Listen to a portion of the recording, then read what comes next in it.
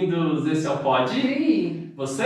Pode. Mais um vídeo aqui no canal. Sim. E, de novo, a gente vai falar de um assunto que a gente é apaixonado, que a gente já falou que o canal não é sobre esse assunto, mas a gente gosta bastante. Isso. Hoje a gente trouxe...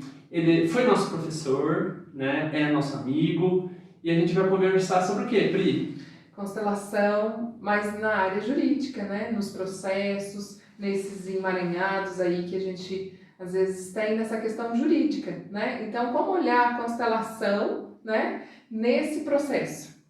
Então vamos apresentar nosso convidado? Sim. Vamos lá. Quem é o nosso convidado? Ele é advogado, vice-presidente da Comissão de Direito Sistêmico da OAB, aqui de Poços de Caldas, membro da Comissão de Direito Digital da OAB, aqui também de Poços, é terapeuta, reikiano, facilitador de constelações sistêmicas e palestrante na área de desenvolvimento humano e agora também é discente em psicanálise. Então, gente, hoje ele tem muito conteúdo para passar para a gente e para você que está assistindo.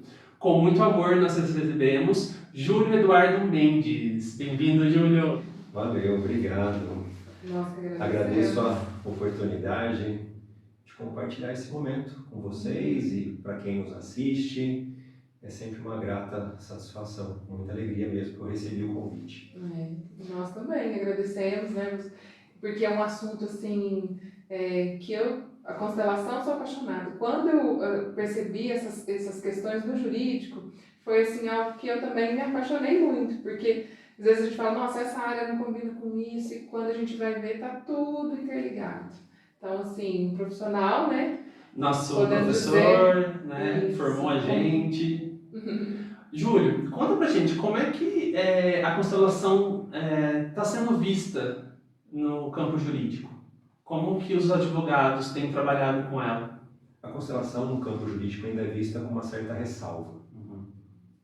Como é algo novo, tudo que é novo gera um certo incômodo por não se saber o que pode vir a partir do instante em que esse algo novo surge. E aí a gente lembra de situações nas quais nós estamos acostumados. A zona de conforto. Quando a gente se acostuma com a zona de conforto, surgindo algo novo, gera um incômodo, um desconforto. E aí você normalmente acaba tomando por precaução, olha, eu prefiro ficar como está e não vou me arriscar nesse novo. Acontece algo parecido também na área jurídica, quando se trata de aplicação dos conhecimentos da filosofia sistêmica dentro da área jurídica. E é bacana olhar para isso, vem ganhando espaço a constelação na área jurídica. O Tribunal de Justiça de Minas Gerais, por exemplo, já reconheceu o uso das constelações familiares como uma prática, uma solução alternativa de conflito. E isso traz um impacto muito interessante e positivo para o judiciário. E aí há vários desdobramentos que a gente pode explorar aqui hoje, por exemplo, com as constelações, e como nós vimos ao longo do curso, a constelação nos propicia a tomada de responsabilidade pela nossa vida. Sim. E essa tomada de responsabilidade, a partir do momento em que você identifica algo a respeito daquilo que te gera um incômodo, você se apropria daquela informação e você tem um direcionamento. Da mesma maneira, na área jurídica, trazer a constelação familiar também para que as próprias partes envolvidas no processo se apropriem cada uma da sua responsabilidade. Sim. E esse é um cenário muito bacana de ser explorado, porque normalmente, qual é a visão tradicional da área jurídica? Alguém entra com ação, autor. Entra com ação em face de uma outra pessoa, normalmente o réu. E tem um terceiro que vai decidir. Então, autor e réu é como se eles outorgassem a responsabilidade pela decisão a um terceiro, que é o Estado, personificado pela figura do juiz. Que às vezes também nem tem a ver com a história, né? Ele o juiz ele vai trabalhar com os elementos de prova dentro do processo. E às vezes acaba sendo limitado, às vezes a realização de uma prova é difícil, e isso gera um impacto na decisão. Então, normalmente, quando uma decisão é proferida pelo juiz, uma das partes ela não vai ficar satisfeita. Sim. Dependendo da situação, até as duas partes não ficam satisfeitas. E o bacana da constelação na área jurídica é que a partir do momento em que abre-se esse espaço e que as próprias partes elas passam a tomar responsabilidade pelos seus próprios atos, pelo processo e principalmente a responsabilidade em encontrar uma solução, sendo protagonistas, autor e réu, em buscar uma solução, e o juiz dando um apoio, dando um suporte, normalmente o que se tem observado é que quando isso acontece, há uma grande chance de solução do conflito. Mas aí vocês podem me perguntar, tá, Júlio, mas solução do conflito e ganhar o processo, encerrar o processo, não é a mesma coisa? Pode parecer, mas não é bem assim. Ganhar um processo não significa que o conflito esteja solucionado. E aí, trazendo a constelação para a área jurídica, o pensamento sistêmico, a filosofia sistêmica que a gente aprende na constelação, aplicando essa ferramenta na área jurídica, por meio dessa técnica alternativa de solução de conflitos, as partes se apropriando da responsabilidade pelo caso, por encontrar uma solução, elas se apaziguam. E aí a pacificação social, pelo menos naquela esfera daquela ação, daquele processo, aumenta a probabilidade de não ter uma nova ação no futuro. É um cenário diferente se você compara, por exemplo, com situações na área do direito de família. Uma ação no qual um pai ou uma mãe entra com uma ação para poder estabelecer o regulamento da guarda do filho.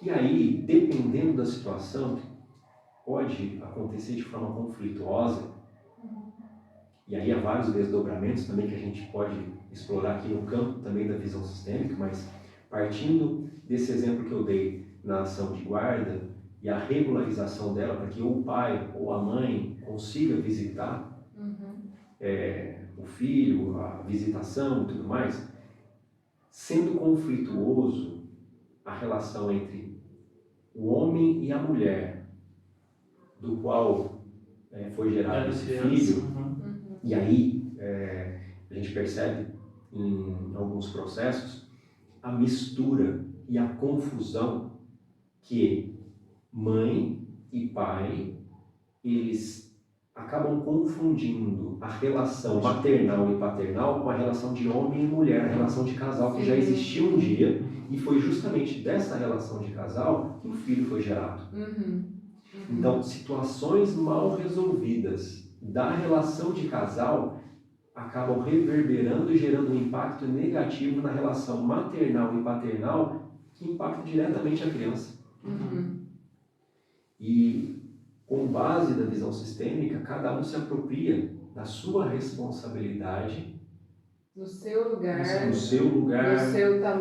no seu tamanho, com a sua responsabilidade. Isso, esse homem de frente para a mulher e a mulher de frente para o homem, um tem a oportunidade, cada um se colocando no seu lugar, como vocês mencionaram, olhando para o outro de forma respeitosa, e principalmente assumindo a responsabilidade por aquilo que não deu certo na relação. Sim. O que nós normalmente presenciamos, inclusive em constelações, é o cliente chega com uma perspectiva de que o parceiro ou a parceira é 100% responsável pelo conflito da relação de casal. Sim. É como se ele não tivesse responsabilidade nenhuma e outorgasse a responsabilidade 50% dele também nos ombros do outro. Isso pesa. Na ordem do equilíbrio, assim, né? Isso. Descompensada. Isso. na relação de casal, é importante ter esse equilíbrio. Uhum. E também é importante ter um equilíbrio e um olhar responsável, um olhar respeitoso para o parceiro no término da relação. Uhum. Términos de relações em que ocorre dessa maneira, respeitosa, olha, eu assumo a responsabilidade que é minha, você pode seguir com o que é seu, eu sigo com o que é meu, com tudo que a gente aprendeu durante esse período juntos, os momentos bons e os momentos que não foram bons. Os bons eu guardo com carinho, os que não foram bons eu levo como aprendizado. E a partir daí, esse casal tem a oportunidade de cada um seguir o seu caminho sem ficar emaranhado nessa relação que não teve um término conflituoso. Agora, quando há um término conflituoso na relação de casal e cada um desses parceiros busca um novo parceiro, uma nova parceira, há uma grande probabilidade de esse conflito mal resolvido aqui atrás, desse término mal resolvido, gerar um impacto no novo relacionamento. E aí imagina se esse novo relacionamento ocorre tendo o anterior um filho. E aí chega um parceiro que não tem essa percepção da visão sistêmica e diz, olha, eu não quero que você fique entrando em contato com o pai da criança. Gente, mas, né? Por uma questão de ciúme. E aí acaba gerando um conflito entre ele, a parceira, que é a mãe da criança, a criança e o pai da criança. Sim. Isso ocorre, por vezes, de maneira inconsciente. Mas como se trata de uma energia, é possível você perceber o quanto acaba isso gerando contornos conflituosos em todas essas relações. Pai, criança, o pai com a antiga parceira, o parceiro atual da esposa. Só vai fazendo os nós, descendo, né? Isso. E a criança começa a apresentar, às vezes, um comportamento, algumas situações, que às vezes não é, nossa, mas da onde que vem, né? Tem tudo, e não sei o quê. E aí esquece que pensa para essa criança, né? Com essa energia toda quebrada, chegando para ela. Então, às vezes, a possibilidade dela repetir um padrão que não é tão bom, é muito grande, né? Sim. E pensa, você até colocou essa questão, né? Que às vezes, por exemplo, lá no processo, dentro da constelação, eu achei bem interessante, vai buscar o equilíbrio. Não é quem está certo, nem é quem está errado. É a questão do equilíbrio. E no processo, quando o juiz determina lá, talvez não houve esse equilíbrio. Definiu-se, né, ou um culpado, ou uma vítima, e pronto. Com base nas provas que foi possível ser realizado dentro do processo. Mas não houve um equilíbrio, não houve uma concordância, né, no geral. Ninguém assumiu a sua parte, nem nada. Aí, por exemplo, essa criança, né, ela vai continuar convivendo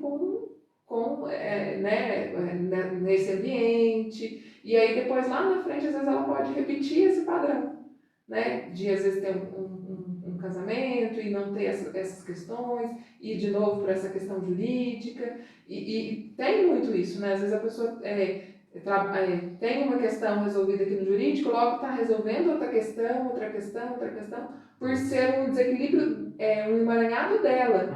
Às vezes nem é uma relação, às vezes um caso não tem relação com o outro, mas ela está sempre resolvendo aquilo por meio jurídico, mas por uma questão, um emaranhado, uma situação dela familiar. Você me fez lembrar de situações de divórcio. O casal resolve se divorciar. Toma uma decisão. Um não quer mais viver com o outro. De forma alguma.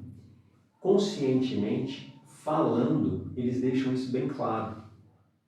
E aí entra com a ação, e a ação não termina. Porque energeticamente e mentalmente não está separado. Está só de boca para fora. A ação de divórcio segue, por vezes de maneira conturbada. O casal tem a sensação de que o processo está seguindo para o fim, quando algo acontece, acaba paralisando a ação. E aí eles começam a perguntar, nossa, mas por que está acontecendo isso? A gente não entende. Eu não vejo a hora de me separar de fulana, e a fulana diz, eu não vejo a hora de me separar de fulano, para que eu possa seguir a minha vida. E aí você faz um exercício sistêmico, ou abre uma constelação para ver o que está acontecendo, e aí, tanto o fulano ou a fulana pode abrir uma constelação, pode ser realizado um exercício sistêmico, se for uma ação de divórcio, por exemplo, feito pelo mesmo advogado, de uma maneira consensual, mas aí acaba dificultando a divisão do patrimônio, a partilha dos bens. Sempre há algo que acaba dificultando ou o andamento ou a finalização do processo. E aí você abre uma constelação ou faz um exercício sistêmico, o que você percebe ali muito embora esse casal tenha interesse, manifeste interesse consciente de se separar, inconscientemente eles não querem se separar.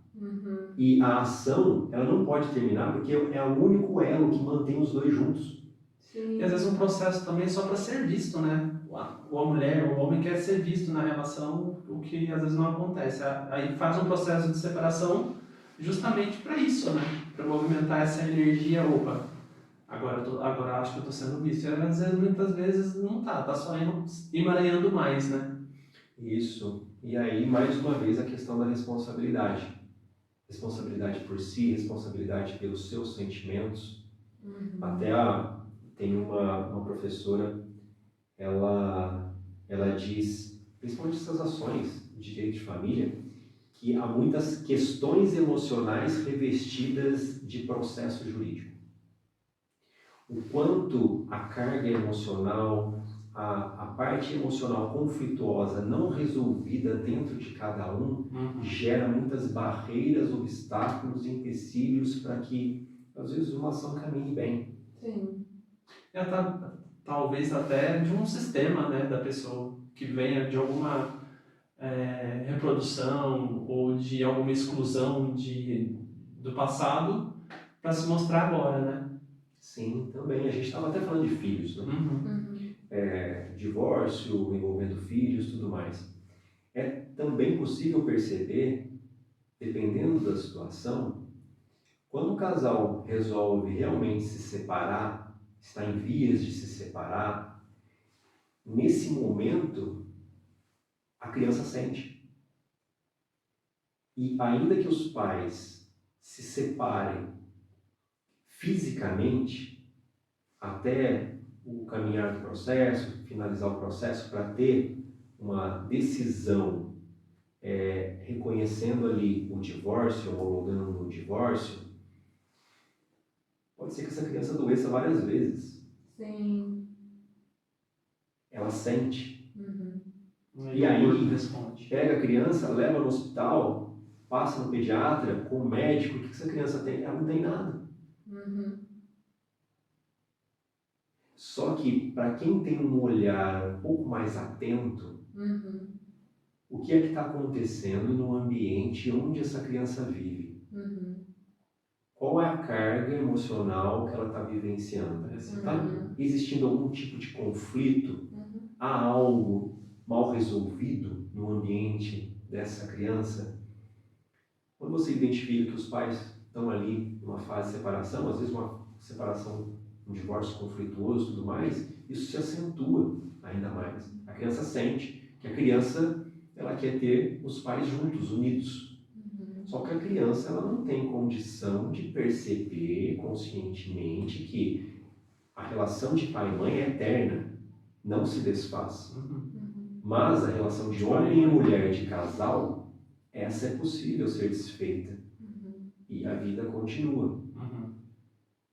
E aí envolve outras situações de alienação parental, quando a gente trata dessas questões emocionais não resolvidas, mal resolvidas, entrando projeção, aquilo que eu não consigo ver em mim, um projeto no outro. E aí eu fico buscando sempre algo como se o outro me desagradasse, Uhum.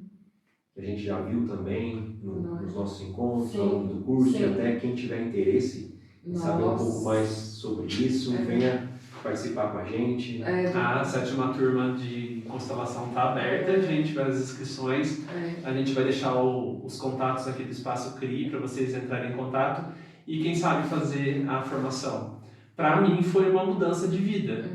Eu entrei para fazer o curso por terapia, né? Porque o curso, além de a gente aprender muita coisa, é uma terapia, né? Em grupo, basicamente, né, Pri?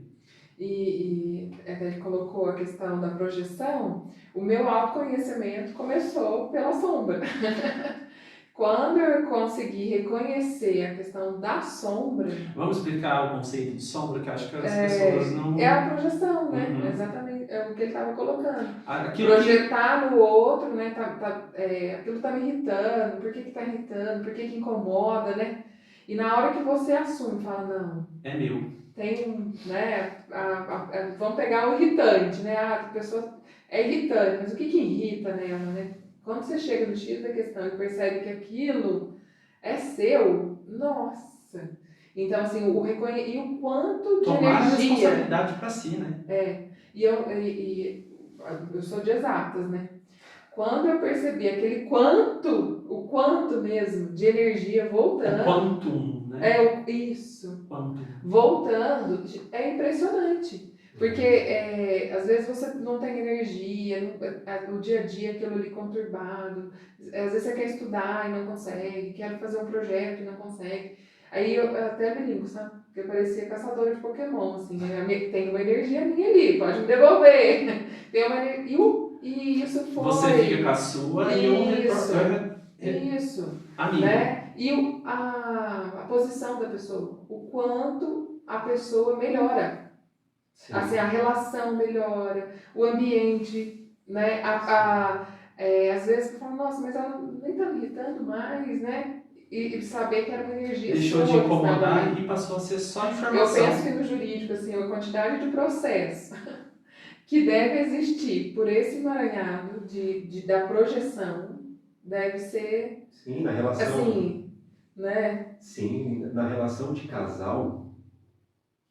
Nossa! Quanta projeção Muito. acontece Muito. do parceiro para parceira, parceiro para parceiro, parceiros. De coisas de preenchimento que talvez do pai e da mãe, que também não vão ser preenchidos mais porque a pessoa já é adulta, Isso. projetando como se a pessoa, meu parceiro, minha parceira, fosse compensar isso, que é impossível, né? Uma criança que vivencia uma situação delicada de ruptura da convivência com o pai ou com a mãe, por inúmeros motivos, por exemplo, com a mãe, porque ela não pôde estar presente em razão de um adoecimento, uma enfermidade, porque trabalhava muito, o pai que precisou sair de casa, houve uma separação, houve um falecimento. Enfim, a criança, cada uma ela vai absorver e vivenciar aquela experiência de uma maneira muito individual, muito pessoal. E pode ser que a maneira como a criança absorva o afastamento ou a saída de um dos pais de perto dela, isso acabe sendo atualizado na fase adulta, quando, diante de uma relação de casal, um dos parceiros resolve colocar um ponto final. É como se, puxa, parece que eu já vivi isso. Sim. Isso está doendo demais. E vem toda a carga emocional lá de trás, que ela se sentiu abandonada por um dos pais. É como se o abandono lá da fase da infância fosse atualizado do momento atual da ruptura da relação de casal. É o gatilho, né? Isso. E aí a importância de trabalhar as questões internas em terapia para evitar a projeção dessas questões não resolvidas ou mal resolvidas internamente, para que a pessoa tenha uma condição de tomar consciência delas, perceber o que é que está acontecendo e minimizar e, por vezes, evitar um conflito com a outra pessoa.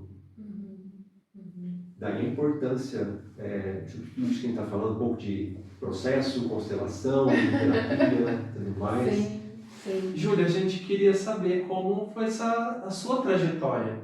Você é formado em Direito, aí veio para a constelação, está formando em psicanálise. Conta pra gente como é que você trilhou esse caminho. Que às vezes pode ser um caminho que alguém aí que está assistindo está trilhando igual e pode se inspirar em você.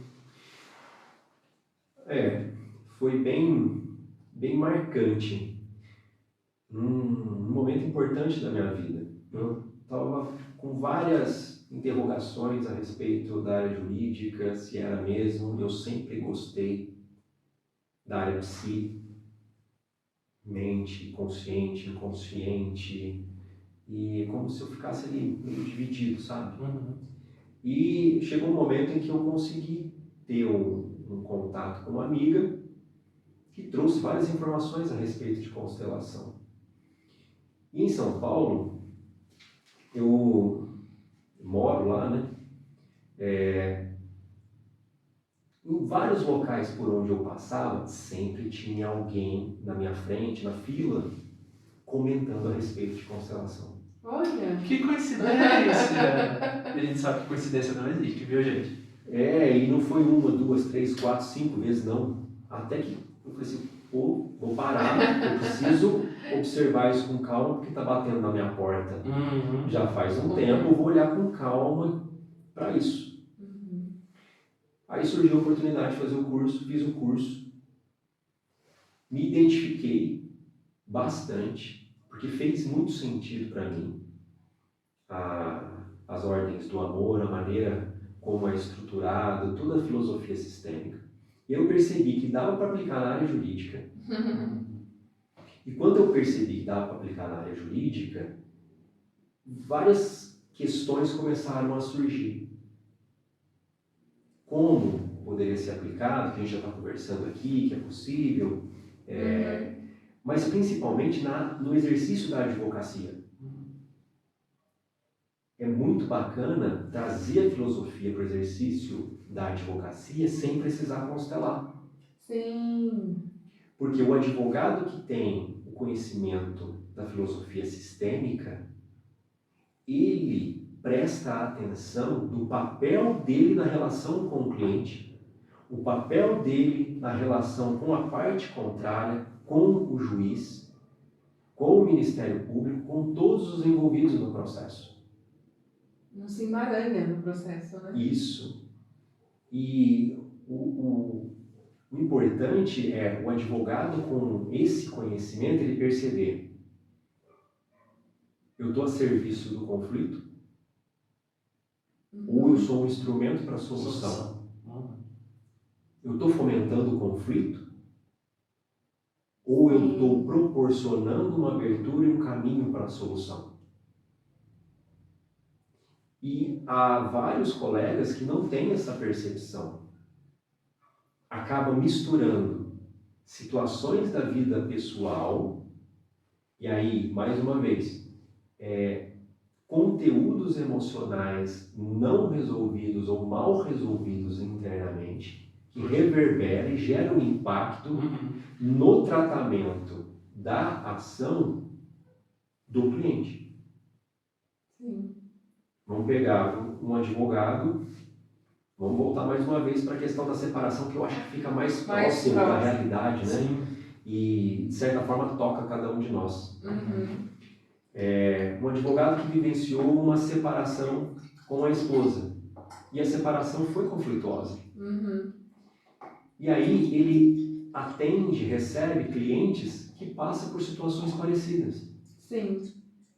Então, esse advogado, se ele não tem uma estrutura emocional equilibrada, se ele, porventura, não tem o conhecimento da filosofia sistêmica, pode ser que o desgaste emocional dele na condução dessa ação do cliente que vivencia a separação, muito parecida com o que ele já experimentou na vida, seja uma carga pesada na condução do processo para ele.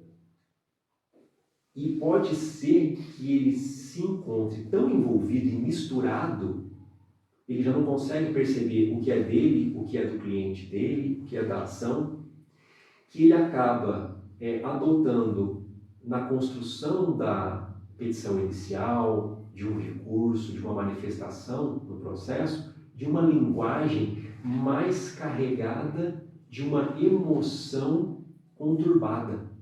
E isso pode prejudicar o cliente. Totalmente. Ele pode ser agressivo na maneira de escrever. Só que essa agressividade não é em razão da ação do cliente, é em razão de algo mal resolvido dentro dele, que gerou um impacto, está reverberando o efeito na ação do cliente. E o quanto isso é importante para nós da área jurídica, ter essa percepção, ter essa noção. E também trazer com isso, já que a gente está falando de postura do advogado, no exercício da advocacia, que a visão sistêmica também nos proporciona uma grande oportunidade de perceber se o triângulo dramático está presente. Sim. Explica o triângulo dramático para o pessoal. Assim, só resume. Quais são as três pontas do triângulo? O triângulo dramático ele foi criado pelo Kerkman, acho que é Stephen Kerkman, e ele estruturou o triângulo contendo 3 elementos. A vítima, o algoz e o salvador. E é bacana a gente perceber, a gente está falando de outros processos, outras pessoas envolvidas, o quanto o triângulo ele pode acontecer dentro de nós. Nossa. Quantas vezes nós somos vítimas, algozes de nós mesmos e também salvadores. Sim. E aí trazer essa questão do triângulo no atendimento com o cliente para perceber qual é o papel que o cliente está. Ele está num papel de vítima, responsável, ou ele assume um dos papéis da pirâmide. Ele está como vítima, colocando, vamos supor que é um parceiro, um homem que busca o advogado porque a mulher entrou com uma separação e ele achou injusto. E aí, a forma como ele narra como aconteceu, o que ele espera que seja feito, você já consegue perceber. Ele está no papel responsável ou ele está no papel de vítima. E aí, ele entrando no papel de vítima, ele vai procurar um salvador. Por quê? Porque na outra ponta, provavelmente, a esposa dele está como algoz. Se a esposa está numa ponta como algoz e ele na outra como vítima, ele vai buscar o advogado para ser quem? O salvador. E se o advogado ele entra nesse papel, torna muito pesado o exercício da advocacia para esse cliente. E aí o advogado, ele, tomando consciência, olha, o cliente está me colocando no papel de salvador dele. Ele dá um passo atrás, isso mentalmente, conscientemente, e consegue perceber uma linha de limitação. Até onde ele pode ir, manejar. Normalmente os clientes, quando acabam adotando essa postura de vítima, não param de ligar querendo saber o que está acontecendo na ação. Já deu andamento, se não deu, às vezes liga 2, 3 vezes por semana, querendo saber, você já passa o andamento, explica tudo. Mas como o advogado é o salvador, ele precisa dar um retorno mais rápido. E aí a gente abre espaço para uma outra coisa, que tem a ver com a constelação. Cliente, no papel de vítima, que projeta no advogado, isso tudo, pessoal, é de forma inconsciente, não faz por querer, não faz de caso pensado. Sim. Isso tudo, esses movimentos que a gente está comentando aqui, é tudo de forma inconsciente. Então, o advogado, o cliente no papel de vítima procura o advogado no papel de salvador, e aí, nesse papel de salvador, esse cliente projeta a figura paterna ou materna. É a mesma coisa que acontece em terapia, né? Pega a psicóloga, a terapeuta, e coloca a terapeuta como... Ou a terapeuta assume, ou coloco ela como papel de mãe. O processo terapêutico já acho que não flui, né?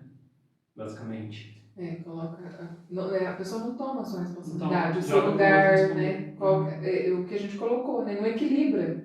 A relação não se equilibra, a pessoa não se responsabiliza, né? E colocou o advogado vai ter que resolver. Às vezes até coloca, né? Eu tô pagando, ele tem que resolver, né? E vai essa cobrança, né? Em cima desse profissional e ele se emaranhando e cada vez ficando mais pesado. E acontece situações de o próprio advogado adoecer. Ele acaba se misturando tanto nas questões dos clientes, sem perceber, porque é inconsciente, reitero, que ele acaba adoecendo. E há colegas que acabam realmente nessa situação delicada. Porque, pensa, né? Você no papel de salvador. E aí aquele conflito não se resolve. E você traz que a responsabilidade de resolver é sua. Não divide as responsabilidades. Né? Então ele fica com toda a responsabilidade, todo o papel de resolução daquele processo. É um fardo. Sim, e o pior é quando o cliente está no papel de vítima, ele cria uma expectativa, ele cria um cenário idealizado de como as coisas devem caminhar e acontecer e ser resolvidas. E o advogado não tem controle sobre nada disso. O que ele vai fazer é exercer a profissão dele da melhor maneira possível para atingir um determinado resultado, mas o advogado ele não pode prometer resultado. Sim. Porque é meio, não é fim, a atividade que ele exerce. Ele usa de todas as ferramentas e conhecimentos para, na medida do possível, conseguir obter uma decisão favorável para o cliente dele. Mas ele não pode prometer que ele vai conseguir, que ele vai apresentar uma solução equivalente ao que foi idealizado pelo cliente. É bem delicado isso. E às vezes essa idealização, esses conflitos internos, vem de uma visão infantil daquela pessoa, né?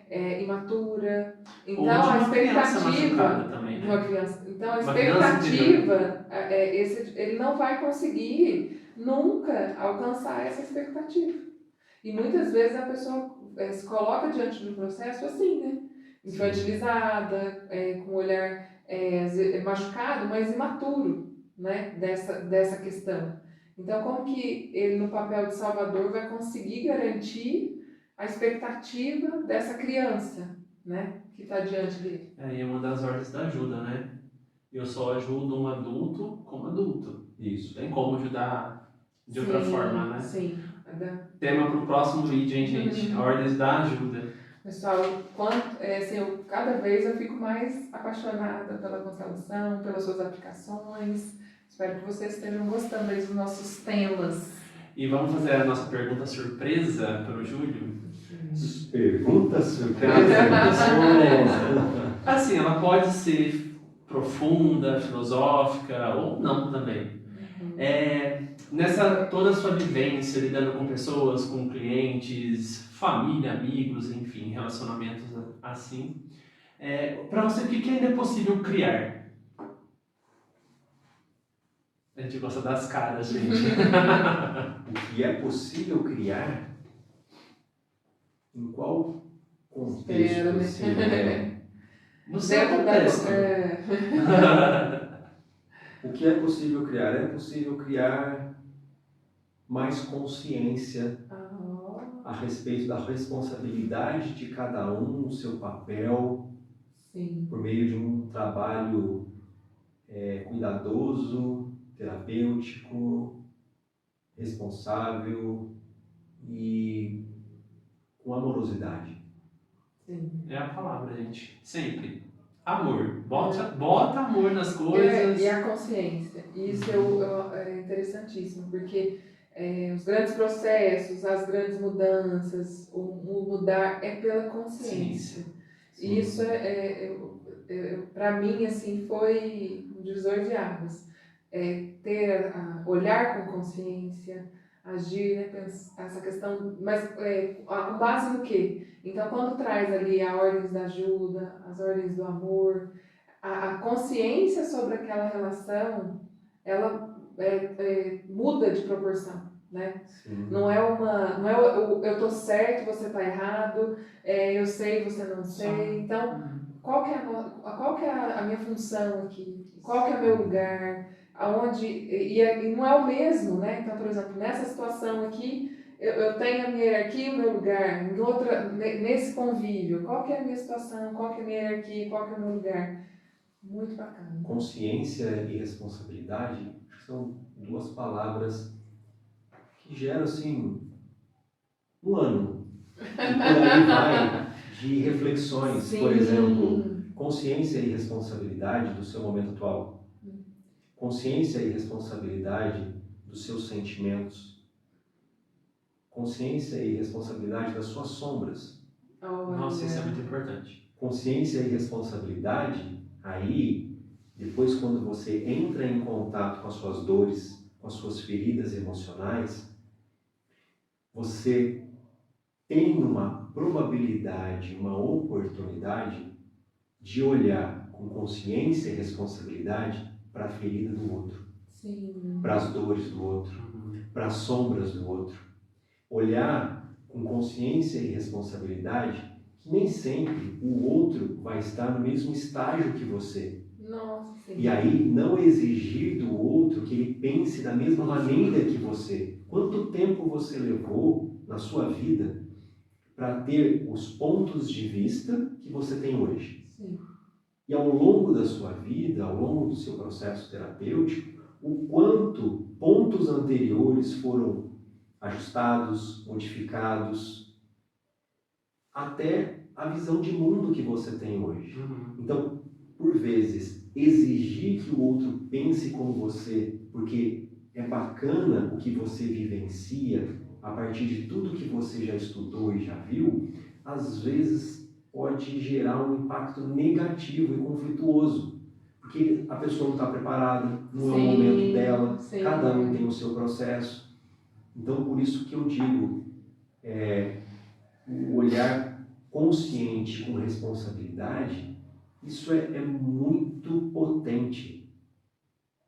Sim. Conosco, com o outro e na relação Sim. com o mundo.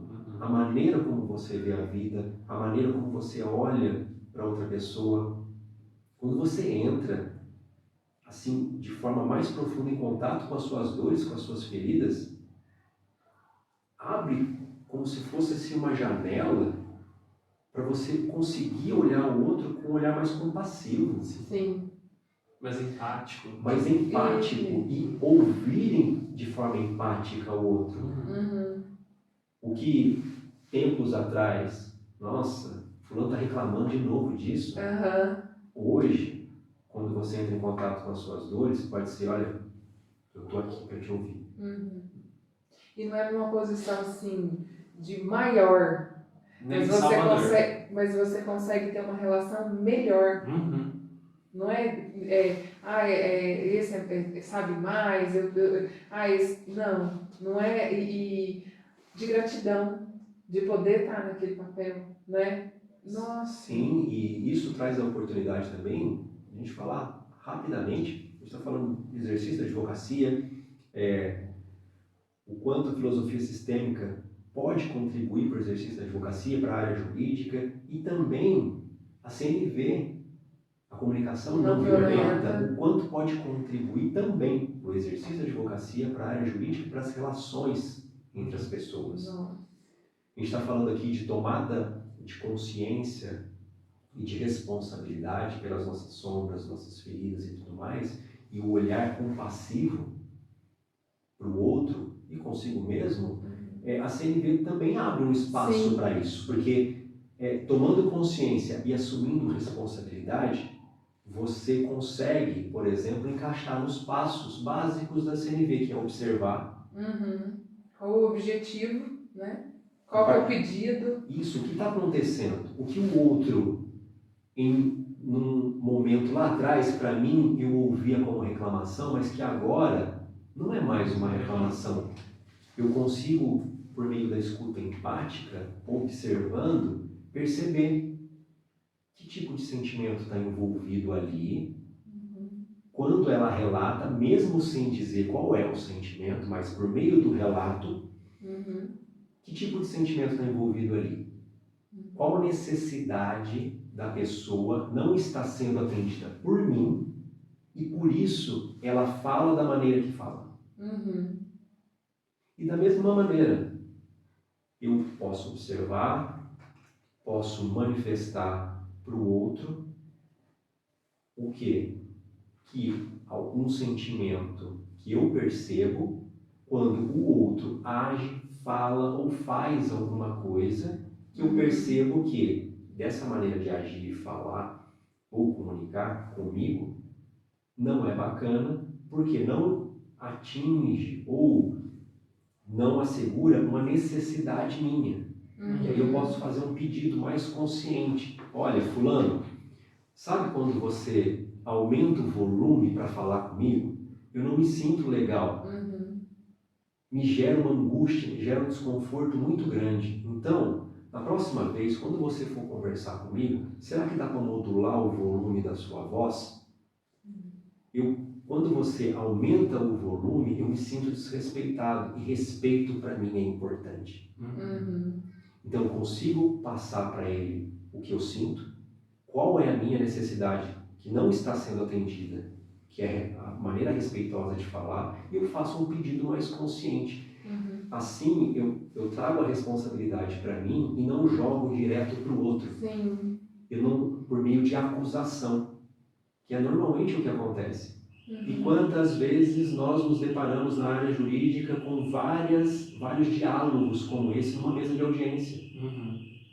E o quanto a CNV pode contribuir para estabelecer um diálogo mais harmônico e saudável na medida do possível, identificando de cada uma das partes qual é o sentimento envolvido ali, quais são as necessidades não atendidas que são importantes para cada um, para encontrar uma Como que solução. eu vou fazer o pedido? E como eu vou mencionar isso para o outro, né? Qual que vai ser o meu pedido diante da minha necessidade, né? Isso. É muito bonito. Eu falei, gente, é um bate-papo, mas a gente acaba tendo uma aula. Uma aula. Não é à toa que é nosso professor e também pode ser professor de vocês, gente. Quer fazer o convite para o pessoal fazer parte do nosso curso de constelação aqui do Espaço CRI? A 7ª turma, daqui a pouco vai ser aberta. Fiquem atentos, fiquem ligados nas redes sociais do Espaço CRI.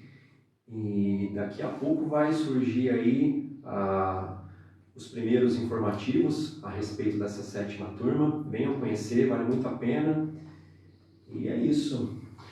A gente vai pedir aquele favor de sempre, que é para se inscrever aqui no nosso canal, deixar os comentários. Quer fazer pergunta? Pode deixar as perguntas aí no comentário, que a gente encaminha para o Júlio e o Júlio responde com todo amor, claro. Curta, compartilhe, não deixe também de ir lá no Instagram, né? Segue a Pri, me segue o Júlio, segue o Espaço CRI, lá vocês vão poder ter muito mais informação também sobre constelação. Júlio, a gente agradece a participação, a gente te quer muito bem, você é muito querido, né, Pri? Nossa, sim. É sempre uma aula mesmo conversar com o Júlio, gente. Obrigado. Eu sou muito grato mais uma vez pelo convite e também por vocês nos acompanharem aqui. E eu deixo aí um espaço aberto para quem tiver interesse em sugerir algum tema. Sim. Para eu comentar, compartilhar, falar um pouco mais. E se vocês puderem colocar lá na minha caixa, no direct, no Instagram, ou no Facebook, ou mesmo no Aqui nos espaço comentários também. do Edu, da Priscila. Então, as sugestões serão muito bem-vindas. O canal está aberto. Estamos a serviço de vocês. Gente, até o próximo vídeo. Tchau. Tchau. Até mais.